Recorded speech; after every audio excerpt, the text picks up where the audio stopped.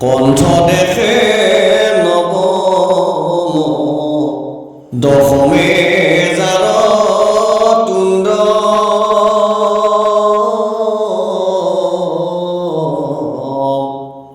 একাদশে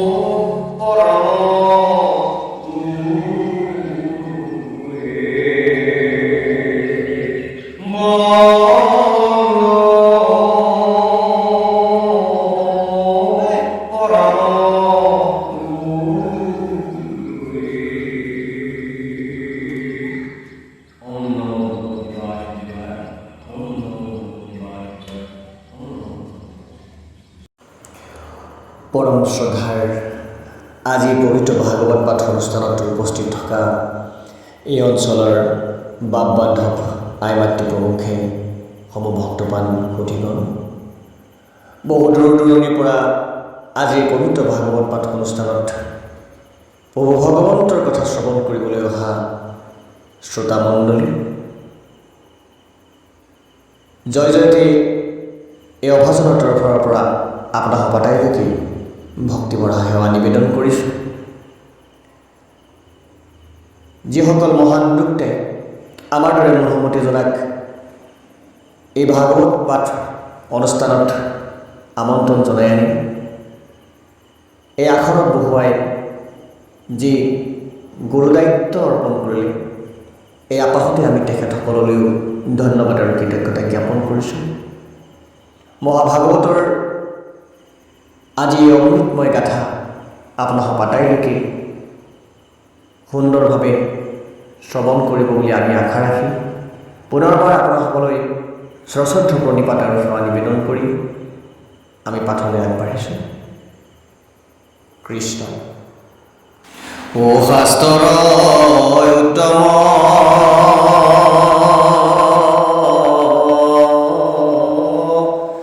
ও গীতা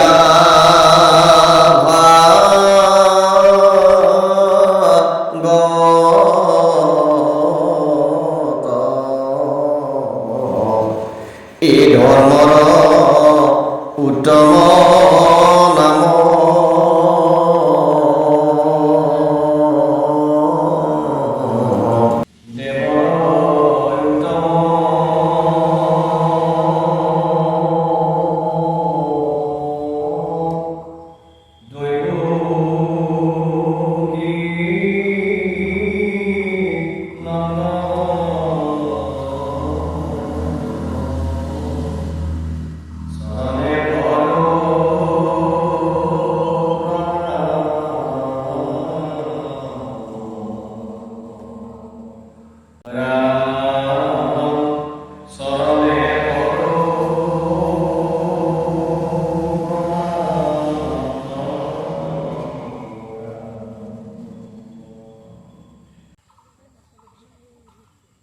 নাম ভগৱন্ত প্ৰভু আজি এই অনুষ্ঠানত আমি তেখেতক আহ্বান কৰি আনিম। এই মোৰ আগতেই বহাই আছোঁ। আমি কেতিয়াবা কিছুমান কথা যে নাজানো বুজি নাপাওঁ। মই এই আমাৰ পিতৃতুল্য ব্যক্তিগৰাকীৰ কথাৰ পৰাই আৰম্ভ কৰিছোঁ।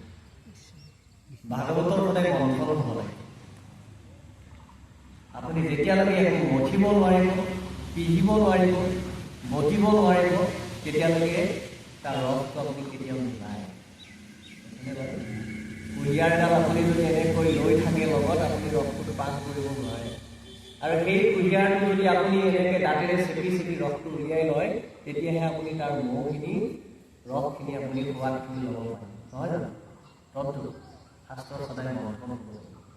আৰু যিকোনো কথাৰেই মন্থন হ'ব লাগে, তেতিয়াহে সেই বস্তুটোৰ ওপৰত পাৰিপৰ্য বোধে যিমানখিনি জ্ঞান আছে, সেই জ্ঞানখিনি আমি নিজে আহৰণ কৰিব, নহয় জানো?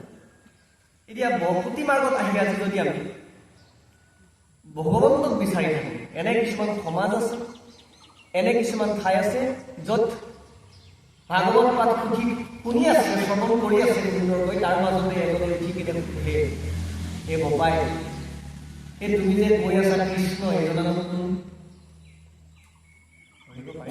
কিয় ক'বলৈ গৈ আছো যে যাৰ বিষয়ে আমি গাই আছো, যাৰ বিষয়ে আমি শুনি আছো, যাৰ বিষয়ে আমি আজি অধ্যয়ন কৰিম বুলি আপোনালোক ইয়াতে সমবেত হৈছে, আপোনালোকে তেওঁকেই নাজানে। অৰ্থাৎ যাৰ ঘৰলৈ আপুনি অনুষ্ঠান কৰিবলৈ গৈছে, প্ৰসাদ খাম বুলি গৈছে, সেই গৃহস্থৰ নামে আপুনি নাজানে। সেইকাৰণে আমি আৰম্ভণিতে গাইছো, ভাগৱত শাস্ত্ৰৰ মূৰ্তিটো গাইছো, তাত কথাটো কোৱা আছে, প্ৰথম দ্বিতীয় স্কন্ধে তৃতীয় চতুৰ্থে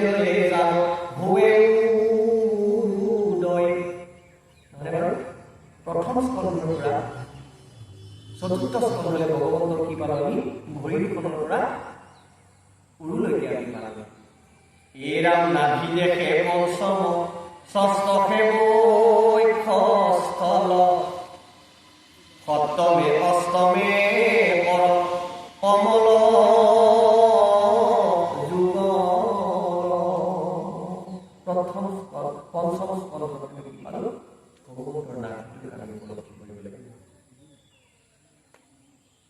ষষ্ঠ পালো আমি সপ্তম আৰু অষ্টমত আমি পালো কি ভগৱন্তৰ কৰ কমল কণ্ঠ দেখে দশমে কুণ্ড একাদশে ললাট দ্বাদশে ঘূৰিলামুণ্ড দ্বাদশলৈকে কি থাকিলে এফালৰ পৰা কৈছে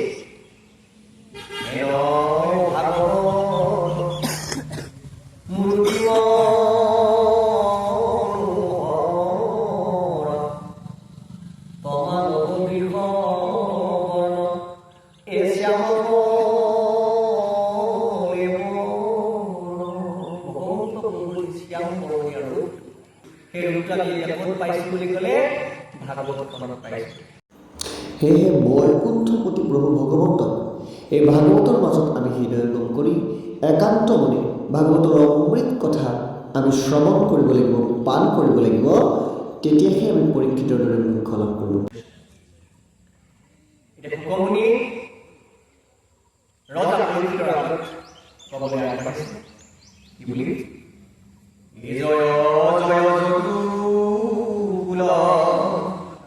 তিলক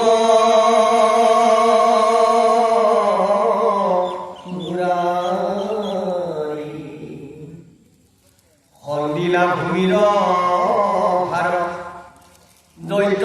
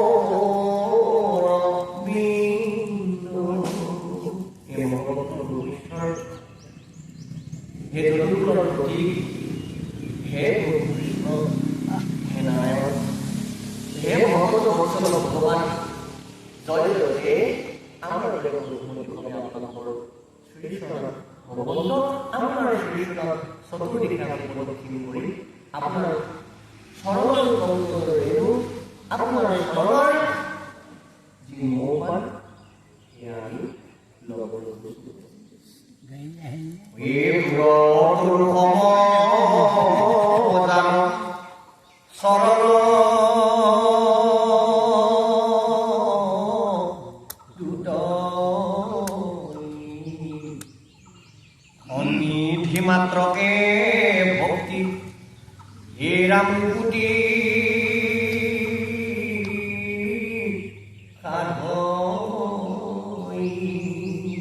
এতিয়া আমাৰ এই মনুষ্য জীৱনটোৰ পৰা যদি মুকুতি মুখ্য লাভ কৰি যদি আমি যাব লাগিব তেনেহ'লে এই যে আপোনালোকৰ আপুনি যে এখেতৰ ওচৰত বহিছে আপুনি যে এখেতৰ ওচৰত বহিছে এই এখেতৰ ওচৰত থাকিলেও আমাৰ এই যে আমাৰ বংশ কুটুম পৰিচিত বন্ধু বান্ধৱী সকলোবিলাক আছে এইসকলে আমাক কি কৰিব নোৱাৰে মুখ্য দিব নোৱাৰে এওঁলোকৰ সান্নিধ্যত থাকিলে আমি কেতিয়াও কি লাভ কৰিব নোৱাৰোঁ ঈশ্বৰ প্ৰদত্ত ৰাখিয়ে থাকি বৈকুণ্ঠ ধামত আমি পাবলৈ যাব নোৱাৰোঁ এয়াবিলাক হৈছে কি মায়া এই আপুনি যে আহিছে আজি আহোঁতে বন্ধু যাবানে ভাগৱত শাস্ত্ৰৰ অনুষ্ঠানলৈ মই যাম আপুনি আহিছে কিন্তু আমি লগত যে লৈ আহিছে তেখেত আৰু আপুনি কেতিয়া যাব সেইটো এজনেও নাজানে নহয় বাৰু কোনেও ক'ব নোৱাৰে এই সান্নিধ্যই আপোনালোকক মুখ্য দিব নোৱাৰে আকৌ পাৰিব এই সান্নিধ্যই মুখ্য দিব পাৰিব যদিহে আপুনি এই সান্নিধ্যত প্ৰভু ভগৱন্তৰ কথা শ্ৰৱণ কীৰ্তন কৰা অনুষ্ঠানলৈ লৈ আহিছে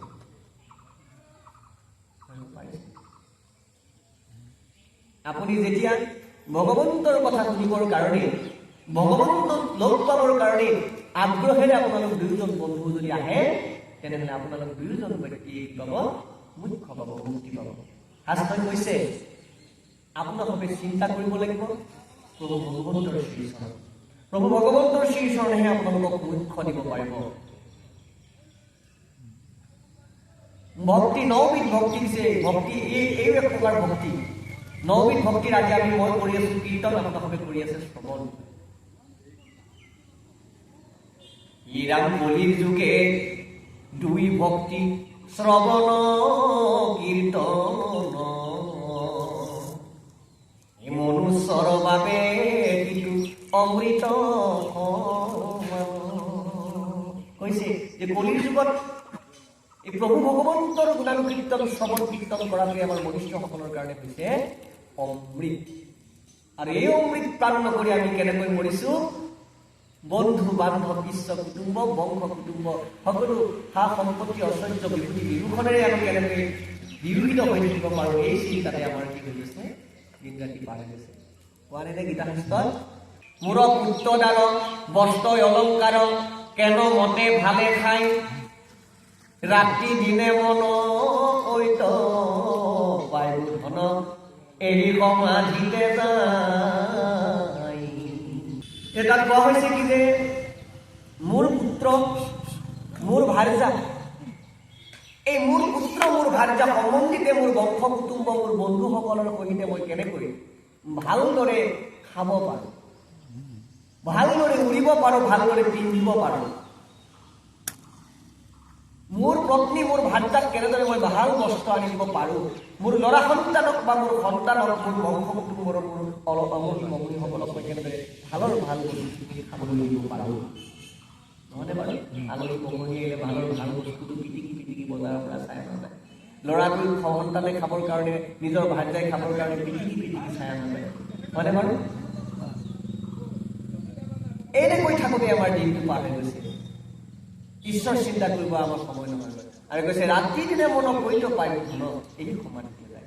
এতিয়া আমি আজি এটা সমাধিত আছো, এই সময়খিনিত আমি এটা সমাধিত আছো। আমি বিভিন্ন চিন্তাত ব্যতিব্যস্ত কৰি থকা নাই, আমি এটা চিন্তাত আছো যে আজি এই দৌল উৎসৱৰ মহান অনুষ্ঠানটিত এগৰাকী পাঠক আহিব আৰু তাত ভাগৱতৰ ভগৱানৰ কথা শ্ৰৱণ কীৰ্তন হ'ব। এতিয়া আমাৰ উদ্দেশ্যটো কি? কেৱল ভাগৱতৰ ৰস লোৱা, শাস্ত্ৰৰ কথা শুনা, গুৰুহাৰত শুনা। আমি থাকিব লাগিছিল জীৱনটোত এনেকুৱা এটা সমাধি যি আমাক মুখ্য দিব পাৰিব। কিন্তু আমাৰ সমাধিটো কি, আমাৰ চিন্তাটো কি? কেৱল অহাকালি ক'ত ভাল কাম কৰিবলৈ গ'লে টকা পইচা পাম, সেই টকা পইচাখিনি আমি কেনেকৈ আমাৰ বংশ কুটুম্ব আই মাতৃ মোৰ ঘৰ সকলোবিলাক সুন্দৰকৈ থাকিব পাৰিম, খাবলৈ পাৰিম, পিন্ধিব পাৰিম। নহয়নে বাৰু? মোৰ ঘৰৰ গেটখন বৰ সুন্দৰকৈ দিব পাৰিম, এনেকুৱা চিন্তাই আমাক জুৰুলা জুৰুলি কৰি থৈছে। কিন্তু এইবিলাক কাৰ কাৰণে কৰিছে? আপুনি আপোনাৰ এই আশে পাশে থকা এইসকলৰ সান্নিধ্যৰ লাভ কৰিবৰ কাৰণে কৰিছে। কিন্তু এইসকলে আপোনালোকক মুখ্য দিব নোৱাৰে। কাৰ কোনে দিব পাৰিব?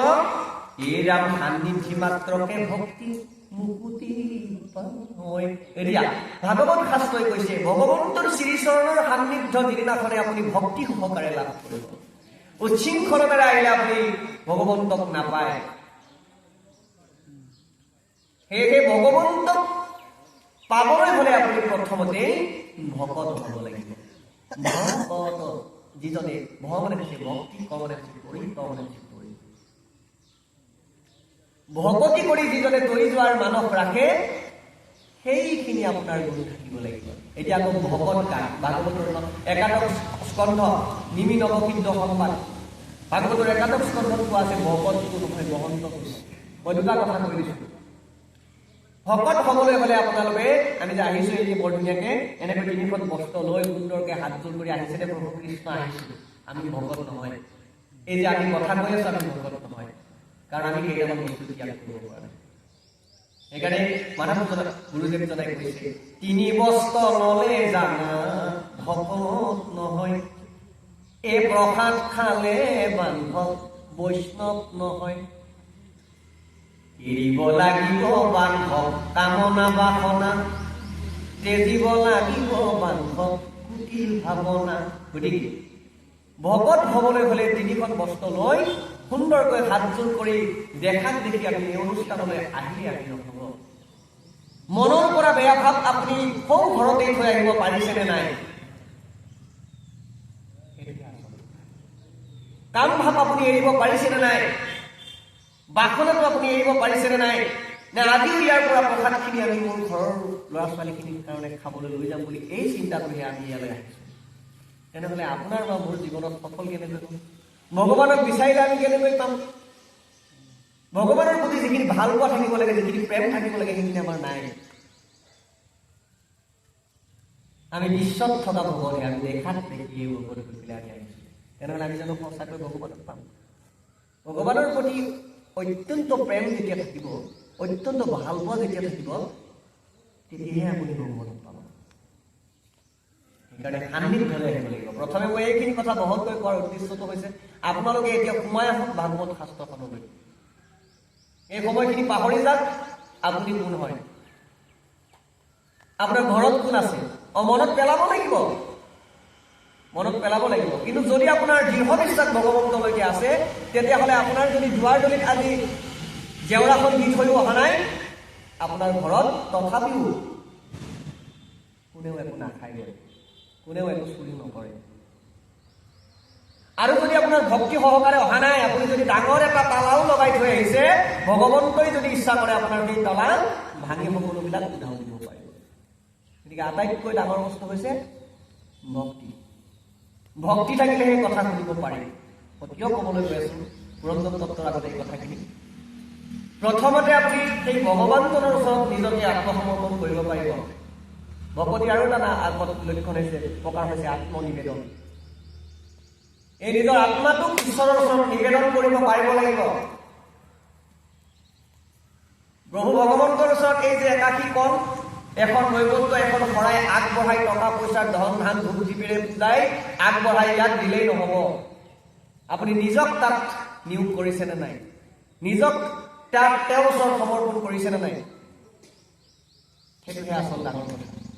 ভগৱন্তলৈ অনা সাজি কিন্তু মিঠাতেলৰ পেকেটটোৱে চাওক 10 টকীয়া পেকেট। আপুনি সমৰ্পণ কৰিব পৰা নাই তেওঁৰ ওচৰত। দোকানীক যাই কোৱা হৈছে যে মোৰ মন্দিৰত শৰাই এখন আছে, তেল কিমান দিম? 10 টকীয়া কোনো চাই এটা দিলেই হ'ল। আপোনাৰ মনটো তাতেই ঠেক হৈ আছে দেখোন। তেনেহ'লে আপুনি ভগৱানক বিচাৰি ইয়ালৈকে আহিলে আপুনি কেনেকৈ পাব? আপুনি ভগৱানক কি দিছে? আপুনি একোৱেই দিয়া নাই ভগৱানক। আপোনাৰ সাধ্য আছিলে কিন্তু 100 টকাৰ দিয়া, কিন্তু আপুনি তথাপিও দিয়া নাই, তাতেও আপুনি কি বনালি কৰিছে। তেনেহ'লে আপুনি চিঞৰি চিঞৰি ভগৱানক বিচাৰিলে আপুনি পাব জানো? ভকতি তাতে আপোনাৰ কমি আছে। সেইকাৰণে এতিয়া কৈছো আপুনি একো দিব নালাগে, ভগৱানক একো দিব নালাগে, খালি এটা বস্তু দিয়ক আপোনালোকে। আপোনাৰ আজি এই ভিতৰৰ মনটো সমৰ্পিত মনোবৃত্তিৰে সমস্তখিনি অৰ্পণ কৰি ঈশ্বৰৰ ওচৰত যাওক। দেখিব আজি আপোনালোকে পুৰন্দৰ অলপ নহয় অলপ বুজিব পাৰিব, কিমান দূৰ আগবাঢ়িব পাৰোঁ। কৃষ্ণ কথাখিনি কোৱাৰ কাৰণে আপোনালোকে বেয়া নাপাব। এইখিনি কথা মই মন্থন নকৰিলে আপোনালোকক নক'লে আপোনালোকে পুনৰ আকৌ ঘৰতেই বজি থাকিব। আজিও পুৰন্দৰ তত্ত্ব আপোনালোকে উপলব্ধি কৰিব নোৱাৰিব। সেইকাৰণে মই ক'লো ভগৱন্তৰ সান্নিধ্যলৈ আহক আপোনালোকে।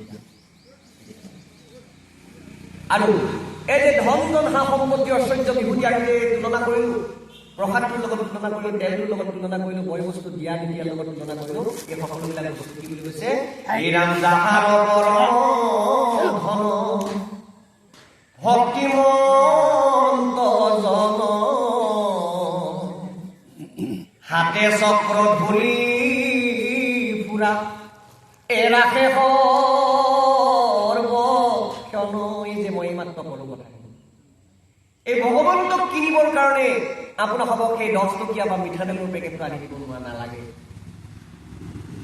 যিজন আপুনি আহিছে ইয়ালৈকে, যি এজন ব্যক্তি আপোনাৰ সবে আহিছে, সেই ব্যক্তিজনৰ ভিতৰৰ পৰা ভক্তি মন্ত্ৰটো জগাই তোলক। মন্ত্ৰ ক'ত ৰমন্থন হয়? হৃদয়ত, মনৰ ভিতৰত। এই মনৰ ভিতৰত আপোনালোকে ভক্তিৰ যি মন্ত্ৰ আছে, এই ভক্তিৰ যি ভাৱনা আছে, ভক্তিৰ যি পৰিস্ফুট ৰূপ আছে, এইটো জগাই দিলক। যাহাৰ পৰম ধন, ভগৱন্তক পাবৰ কাৰণে পৰম ধনখিনি হৈছে, সম্পত্তিখিনি হৈছে কি বুলি কৈছে? আপোনালোকৰ হৃদয়ত থকা ভক্তিখিনি। আৰু যদি আপুনি ভক্তি থাকেই, তেনেহ'লে মই যে ক'লো আপোনাৰ ঘৰত আজি জেওৰা দি থৈ অহা নাই, তলা মাৰি থৈ অহা নাই, তথাপিও আপোনাৰ ঘৰৰ পৰা একো চুৰ নহয়, কাৰণ তাতে আজি ভগৱন্ত প্ৰভুৱে তেখেতৰ সুদৰ্শন চক্ৰ ধৰি আপোনাক ৰক্ষা কৰি চাৰিওফালে তেওঁ চক্ৰ ধৰি আছে।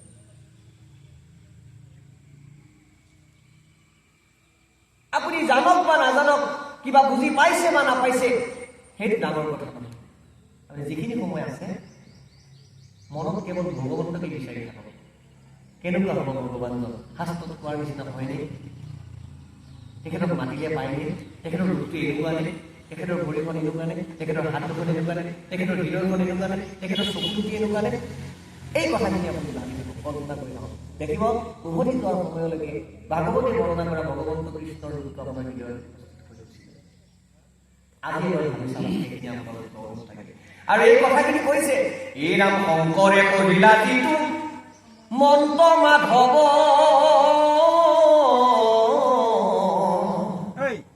তাকে জপ কৰে বসি ভোজলৰ ভিতৰ,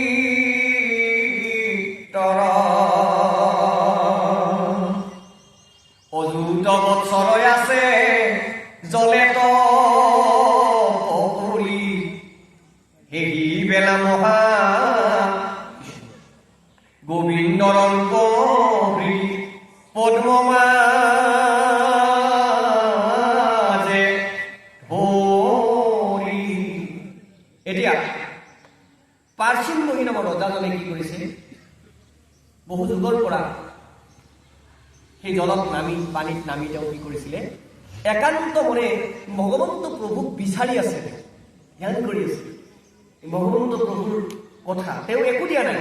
জলৰ ভিতৰত নামি যেতিয়া ধ্যান কৰিব, কাৰোবাক ভাবিব, তাত আৰু তেওঁ মিঠাতেল নিদিব পাৰিব নেকি?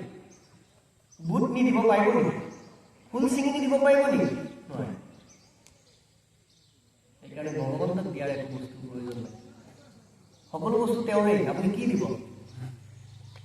কি দিব জানব ৰাইকে মাধৱ, কি দিব মাধৱ ৰাই। হয়নে বাৰু? আপোনাক কি দিম প্ৰভু ঈশ্বৰ? আমাৰ দিবলৈ কি আছে? ব্ৰহ্মাণ্ডৰ ভিতৰে আছে যত বস্তু, ব্ৰহ্মাণ্ডৰ ভিতৰে আছে যত বস্তু, সমস্তে তোমাতে পাই মাধৱ, কি দিব জানবৰাই। গতিকে আপুনি যদি মনটো মিলে, মনটো যদি মেলি দিয়ে, ব্ৰহ্মাণ্ডৰ সকলোবিলাক বস্তু আপুনি মনটোৰে চাব পাৰে। যদি আপুনি জগন্নাথ পুৰী লৈ যাই পোৱা নাই, মনটোৰেও আপুনি জগন্নাথ থানখনৰ কথা ভাবিব পাৰে। হয়নে নহয়? মনেৰে সকলো ঠাইতেই যাব পাৰে, কিন্তু আপুনি ইয়াতে থাকিব। সেইকাৰণে ভগৱন্তক দিবলৈ একো নাই। এই মনটোৰে সম্পূৰ্ণ অৰ্পণ কৰি ঈশ্বৰৰ ওচৰত দিয়াটোহে আচল কথা। এনেকৈ বহুদিন ধ্যান কৰি থকাৰ পিছত এদিনাখন নাৰদ মুনি গৈ পাৰ্চিন মুনি ৰজাৰ ওচৰত উপদেশটো চাব, কি দিব। নাৰদে পাৰ্চিন মুনি ৰজাক কি উপদেশ দিব, আৰু সেই ৰজাই নিজৰ 10জন পুতেকক কি উপদেশ দিব চাব। আৰু আপোনাৰ হবে বা আমি আমাৰ ল'ৰা ছোৱালীক কি উপদেশ দিওঁ, এই কথাবিলাক আজি আপোনালোকে ৰাম সেই বেলা মহাৰিষি নাৰদ প্ৰধান, গৈলক পাৰ্চিন বহি অনিপতিৰ স্থান।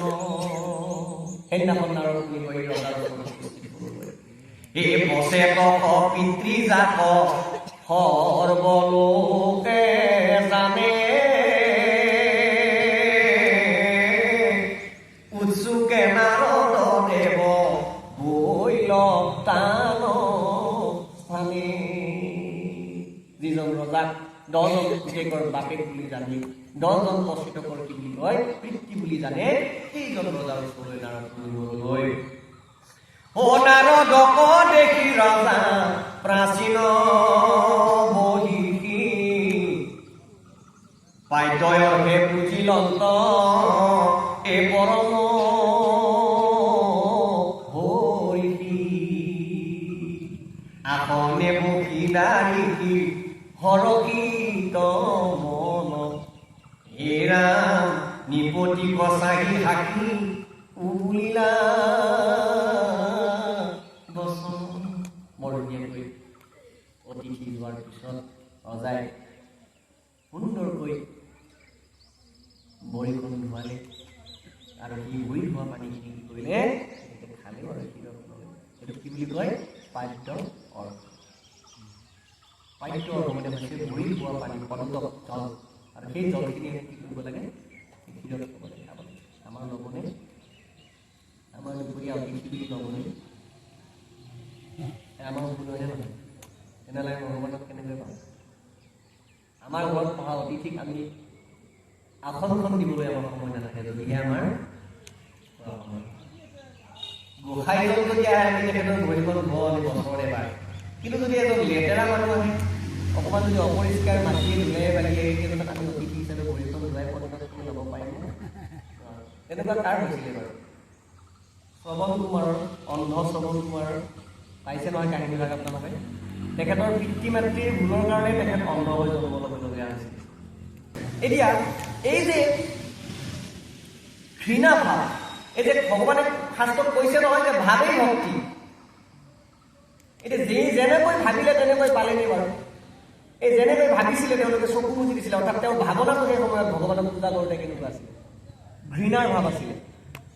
কিন্তু ভগৱানে যি দিব লাগে দিছে, তেওঁলোকক সন্তান দিব লগা আছিল দিছে, কিন্তু তেওঁ ভাৱতে তেওঁৰ ভাৱনাটো ভাল নাছিলে। এতিয়া আপোনালোকে বা আমি মূৰ্খমতীসকলে যদি ভাৱনাটোৱে ভাল নকৰোঁ ভগৱন্তৰ ওচৰত, তেনে আমি কেনেকৈ পাম? ধৰিব পাৰিছে আমাৰ অকালবিলাক কিয় হয়? এতিয়া তেখেতক সুন্দৰকৈ ভৰিখন ধুৱাই আসনত বহিব দিলে আৰু লাহেকৈ নাৰদমুনি ৰজাক চাই কৈছে, কি বুলি কৈছে? অ শুন শুন ৰাজা তই মিছাতেহে মৰ কৰ্ম কৰি কোন ফল পাইবে ইচ্ছা কৰ, দুখ হানি হৈবে সুখ মিলিবে বিস্তৰ, বিচাৰত সিটো ফল অনুহে স্বতন্ত্ৰ। নাৰদমুনিয়ে কৈছে, হে ৰাজা, তুমি যিমান কৰ্ম কৰিবলৈ গৈ আছা, যিমানবিলাক কষ্ট কৰি আছা, আমি কৰ্মবিলাক কৰোঁ আমাৰ ভৱিষ্যতে সুখ হওক বুলি, কিন্তু সেই কৰ্মবিলাক আমি ঈশ্বৰক অৰ্পণ কৰি পৰা নাই। তেতিয়াহ'লে যিটো কৰ্মত ঈশ্বৰৰ নামেই নাই, যিবিলাক কথা ঈশ্বৰৰ কোনো কথাই নাই, গুণ গৰিমা একো কথাই নাই, সেইবিলাক কৰ্ম কৰিবলৈ যাওঁতে আপোনালোকে ফলটো কি পাব? ভগৱানৰ ফল কেতিয়াও নাপায়। কতোবোলা কথা আছে শুনিত সুন্দৰ, কিন্তু জন্ম কৰ্ম গুণ নাহি ঈশ্বৰৰ, তাক বহি ৰখিজনে মহাপ্ৰীতি পায়, যেনে বেংগে আকাশীয়া তোৰে পানী পায়। গীতা শাস্ত্ৰত কৈছে নহয় কিছুমান কথা শুনিবলৈ বৰ ভাল, কিন্তু তাত ঈশ্বৰৰ কথা একোৱেই নাই, আৰু কোৱাজনেও বৰ ভাল পায়। তাৰপিছত কি হ'ল? তাৰপিছত ৰাতি 2টা বাজি যাব, কিন্তু ভাগৱতৰ কথা আপুনি কৈ থাকক, তাৰপিছত বুলি কোনেও নুশুনে। হৈছে যদি ৰসতে শেষ কৰোঁ দিয়ক, শাস্ত্ৰৰ কথা বোলে ৰসতে শেষ কৰিব লাগে, এই বুলি কৈ সামৰি দিব। কিন্তু যদি কাৰোবাৰ এশৰ বেলেগ মানুহৰ কথা ৰাস্তাই ঘাটে ক'ৰবাত কৈ থাকে, চাইকেলখন ৰাখি লৈ ক'ৰবাত গৈ আছিলে যদি ৰ'ব, তাৰপিছত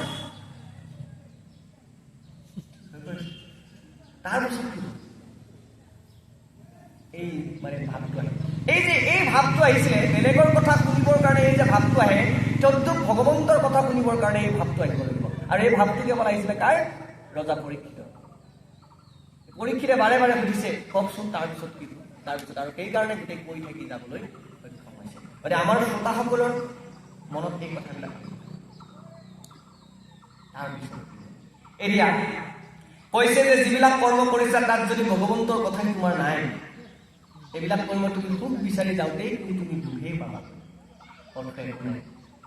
ৰজা নাৰদৰ বাণী শুনি বোলে মহাৰায়, অ কোনো নতু কোনো ভৱ ভয় তৰণ উপায়, নানা মত কৰ্ম কৰো পায়া উপদেশ,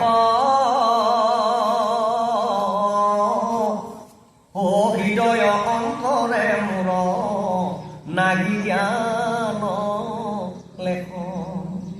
এতিয়া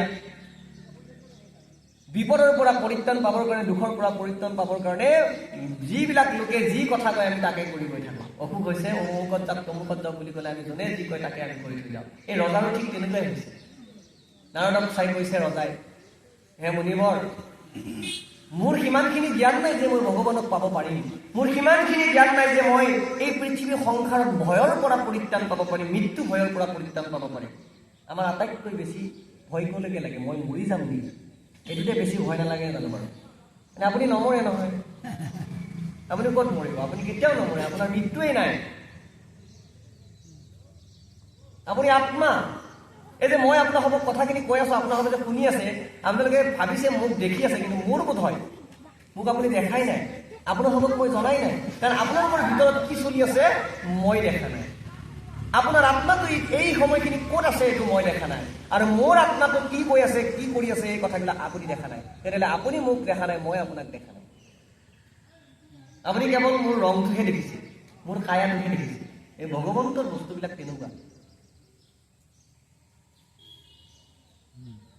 তেখেতৰ মৃত্যু নাই, আপোনাৰ মৃত্যু নাই। তেখেত পৰমাত্মা, আমি আত্মা। আৰু এই কথাবিলাক বুজাব নাযাব। কেনেকৈ বিলীন হ'ব? এই আত্মাই কি কৰ্ম কৰি আছে আৰু পৰমাত্মাই কি কাম কৰি আছে? এই আত্মাটো গৈ কেনেকৈ পৰমাত্মাৰ লগত বিলীন হ'ব পাৰিব? আপুনি নমৰে নেকি? আমি যে কৈ থাকোঁ আমি মৰি যাম, আৰু কেইদিনমান পিছত মোৰ আয়ুস টুটি আহিছে, মই গুচি যাম। আপোনালোকৰ আয়ুস জন্মৰ লগে লগে টুটিছে। জন্ম পোৱাৰ মাত্ৰকে আপোনাৰ আয়ুস টুটিছে। 100 বছৰ যে আৰু থাকিব এইটো নহয়, আপোনাৰ সেইদিনাখনেই টুটিছে। কাৰণ ভাবকচোন, এদিনকৈ আপোনাৰ সময়ত সদায় গৈ আছে, আপোনাৰ মৃত্যু নাই। আমি যে কওঁ একেদৰে আত্মাই স্বৰ্গত স্থান পাব, স্বৰ্গত স্থান পাব নালাগে, আচলতে বৈকুণ্ঠত স্থান পাব। স্বৰ্গত স্থান পালেও সেইখিনি খন্তেকীয়া হ'ব। মানে বাহিৰা দেশত যে এখন ভিজা লাগে, জানেনে? বাহিৰৰ দেশত গ'লে যদি আমি আমেৰিকাত বসবাস কৰিবলৈ থাকোঁ, তেতিয়া আমাক এখন 1 বছৰৰ কাৰণে বা 2 বছৰৰ কাৰণে এখন কাৰ্ড দিয়ে। মানে আপোনালোকক তেনেকৈ বুজাইছোঁ আৰু মই দেই, এখন কাৰ্ড দিয়ে। সেই কাৰ্ডখনৰ লিমিট যেতিয়া শেষ হ'ব, সেই ঠাইত দ্বিতীয় দিনা থকাটো আপোনাৰ অপৰাধ হ'ব। ধৰিব পাৰিছে? ঠিক তেনেকৈ একেখিনিৰ দৰে এই স্বৰ্গত থকা সময়খিনি আমাৰ সেই কাৰ্ডখনৰ দৰে। মানে আপুনি পৃথিৱীত কৰা যিখিনি পুণ্য অৰ্জন কৰিলে, এই পুণ্যখিনি যিমান দিনলৈকে থাকিব সিমান দিনহে আপুনি স্বৰ্গত থাকিব পাৰিব। সেই পুণ্যখিনি শেষ হোৱাৰ পিছত পুনৰ আপোনাক আকৌ কি কৰিব? ঢকা মাৰি তললৈ পেলাই দিব। বুজি পাইছে? কিন্তু বৈকুণ্ঠলৈকে যদি আপুনি যায়, তেনেহ'লে আপোনাৰ পুনৰ জন্মই নহয়। বৈকুণ্ঠত গ'লে আপোনাৰ পুনৰ যেতিয়ালৈকে আপোনালোকে অভিভক্ত হ'বলগীয়া নহয়, তেতিয়ালৈকে আপোনালোকৰ আৰু জন্ম নহয়। যেনেদৰে তাত গৈ আপোনালোকে চৈতন্যৰ ৰূপত থাকিব পাৰিব, মানে ভগৱন্তৰ ৰূপৰ নিচিনা। বৈকুণ্ঠৰ সমস্ত পাৰিষদবিলাক দেখিবলৈ কেনেকুৱা? স্বয়ং কৃষ্ণৰ নিচিনা, ভগৱন্তৰ নিচিনা, নাৰায়ণৰ নিচিনা, বিষ্ণুৰ নিচিনা। 4খন হাত, কিন্তু এটা দুটা বস্তু নিমিলে, কৌস্তভমণি আৰু শিৱৎসৰ পাণ্টি। শিৱৎসৰ পাণ্টিটো কি জানেনে? ভৰিৰ খোজ এটা, বুকুত আছে ভগৱন্তৰ। আৰু এইটো কাৰ খোজ জানেনে? টানে আপোনালোকে ভৃগুমুনিৰ খোজ। ভৃগুমুনিৰ ভৰিৰ চাপ ভগৱন্তৰ বুকুত ৰাখি দিছে। আৰু ভৃগুমুনি আছিলে প্ৰভু ভগৱানৰ ভকত।